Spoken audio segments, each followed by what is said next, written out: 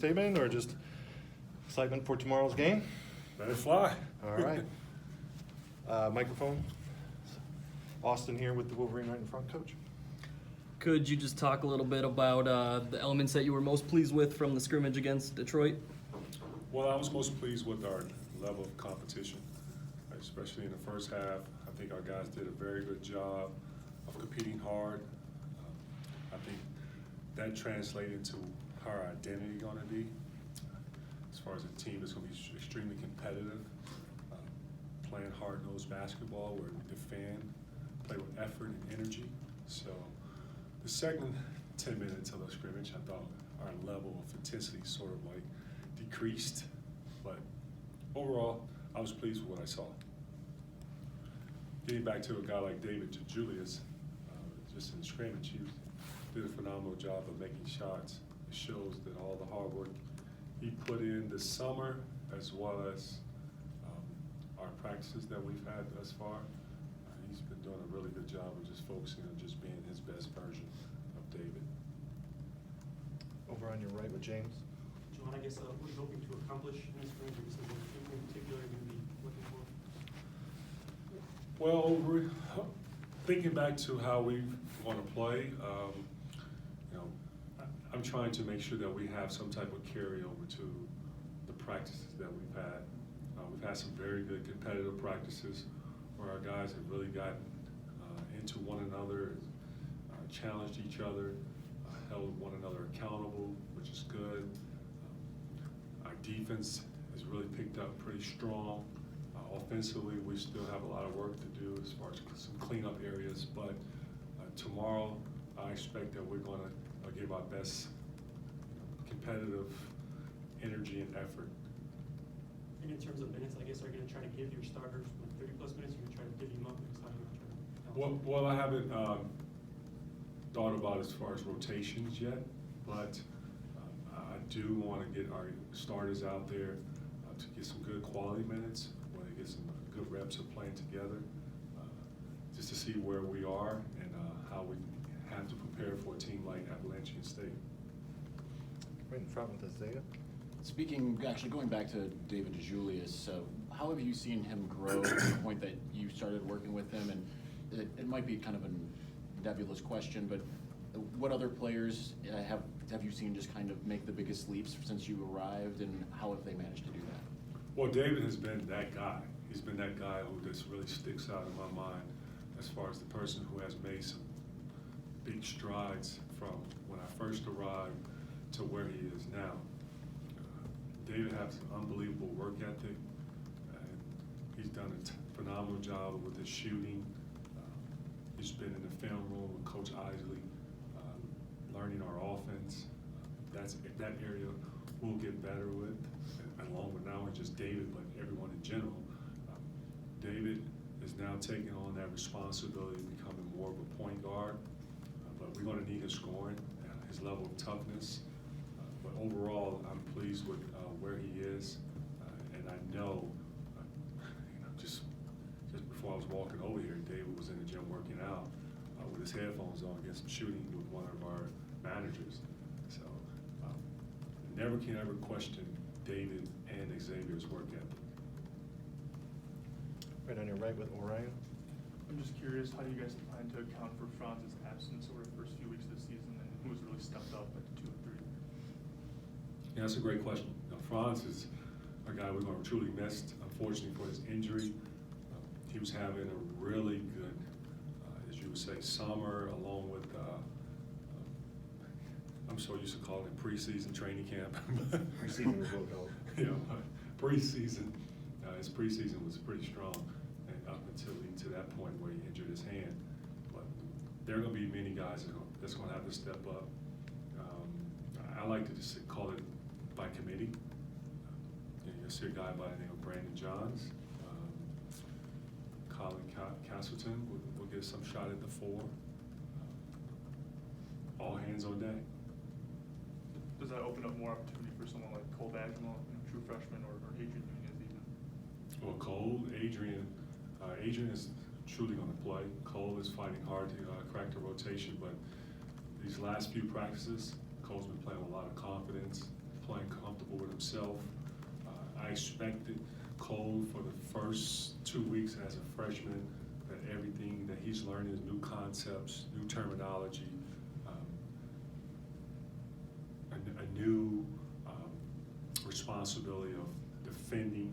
I'm not sure how he defended in high school, but college and the NBA, it's a different level. And Cole is trying to do wherever he can to help the team and improve individually. We're going to do our best as a staff in preparing him, but we're going to need him the course of the season. Right in front with Josh. Do you expect, excuse me, do you expect Brandon to be limited at all during, maybe Friday through Tuesday with his ankle? Well, we have an amazing athletic staff, great medical staff. So John Sanderson, along with Alex Wong, I trust them. They've gotten him back on the court sooner than expected. Brandon wants to be out there. Unfortunately for him, it would have been great to see him out there when we played against University of Detroit. But he's been at practice every day, sitting there learning new concepts, new plays, things of that nature. But it'd be good to see tomorrow how it translated into a game setting. And for Adrian, what do you need to see from him to kind of cement his role into a potential lineup spot? Well, I challenge all our players, and Adrian included, on defending. I think where he can make a huge jump is defensively, guarding one-on-one, also being in great help position, learning the team concept defensively on our defensive principles. Offensively, we all know he's a very good shooter. He's done a really good job with our numbers on how we chart it in practice. He's always at the top of the list. I want to try to make sure, just overall for Adrian, that he can take a lot of the thinking out of it. Not saying that, Adrian is the only one, but a lot of our guys, they want to do it right, and they want to get it right. That's the blessing of coaching a high character group that wants to get better. So Adrian is that guy who wants to do everything right. You're going to make mistakes. My goal is to keep it not as complex, but simple, but good. Right in the middle with, right in the right with Andrew. Hi, Juwan.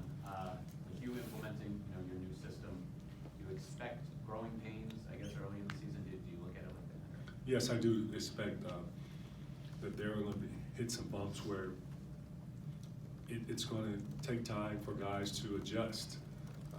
Our team is used to a certain way how they play, especially like if a guy, for example, Eli, who's been here for, this is third year, 2 years, under the Beeline, and a guy like X who's been here for 4 years, and John. And now you have a coach who implemented a new system, and it just shows you how their level of intelligence, their basketball IQ, their willingness to learn, it's been awesome.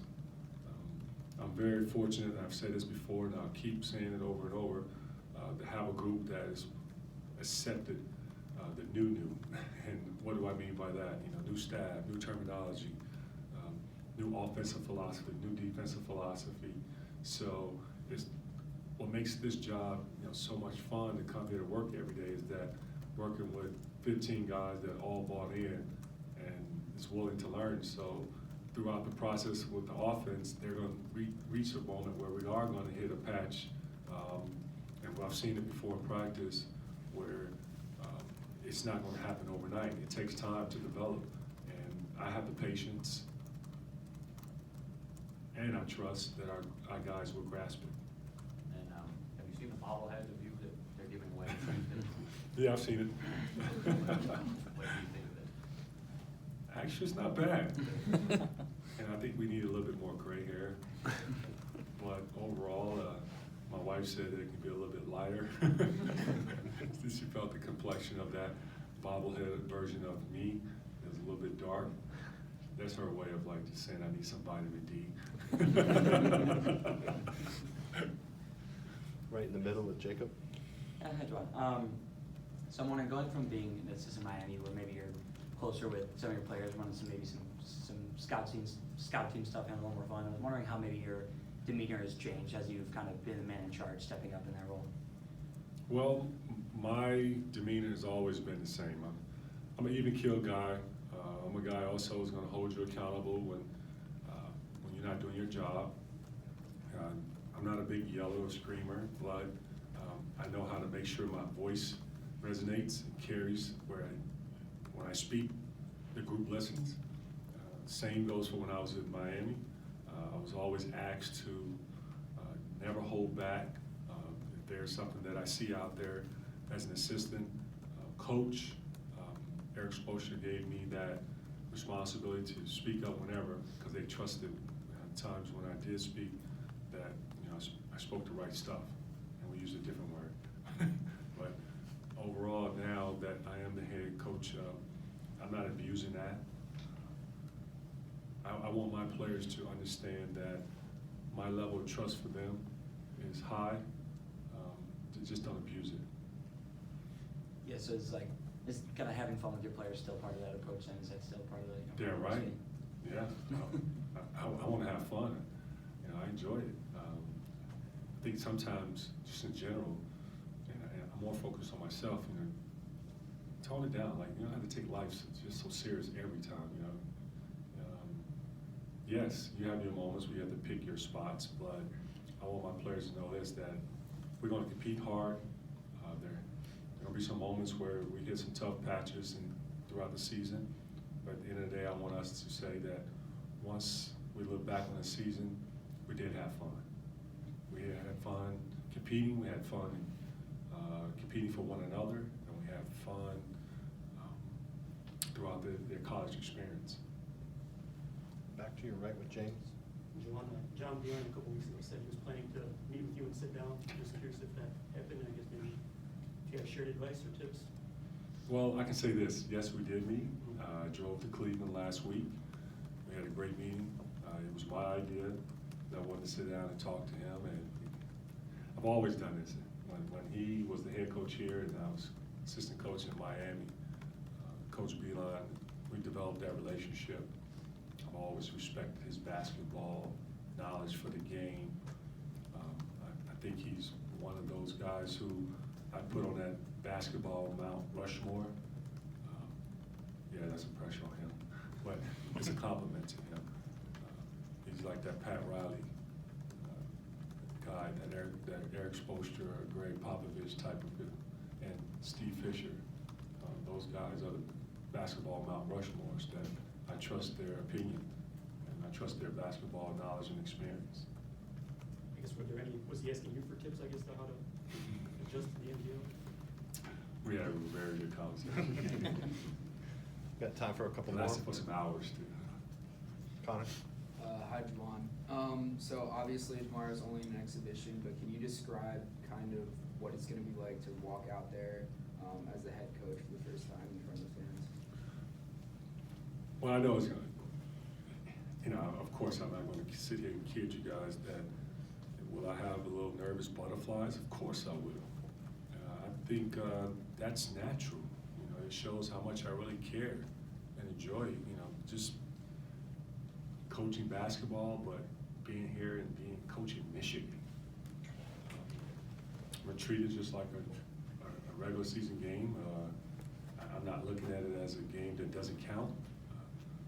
So how we will play and compete, we're going to compete like it. We're playing against the #1 ranked team here in college basketball.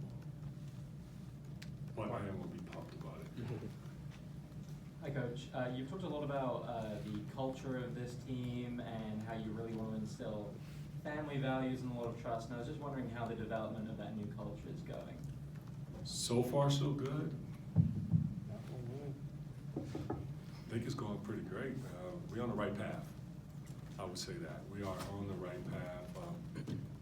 We have guys that are bought in and they understand that it's real and it's natural. Culture is everything with me.